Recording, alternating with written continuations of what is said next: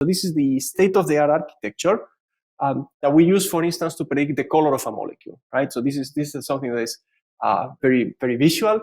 It is possible to calculate with physics what color a molecule is going to be. And that's really important, for instance, to make solar cells. That's important to make medical imaging dyes, right? It's important for a type of medical therapies that are called phototherapies, where the interaction of a molecule with light helps, diagnose or helps treat a disease. So it's really important to be able to predict what a molecule's color is.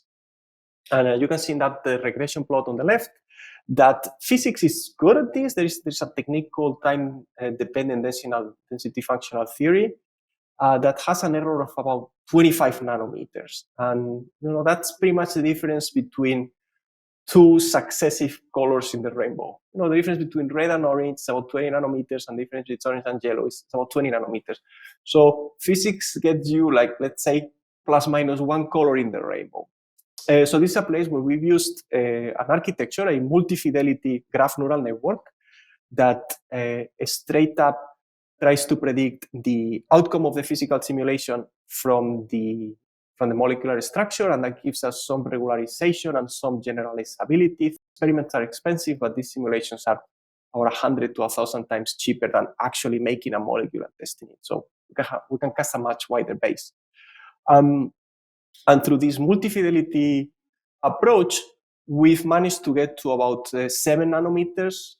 So we hit the color right. We maybe don't get the hue perfect, but we know if a molecule is going to be orange, or it's going to be red, or it's going to be yellow, thanks to integrating physics-based simulation plus representation learning end-to-end in a single stack. And where does the hyperparameter optimization come in here? Well, this is a constant in my group, right? We take a new task that has something to do with matter. At the beginning, nothing works, right? The students are plugging pieces together and things don't work.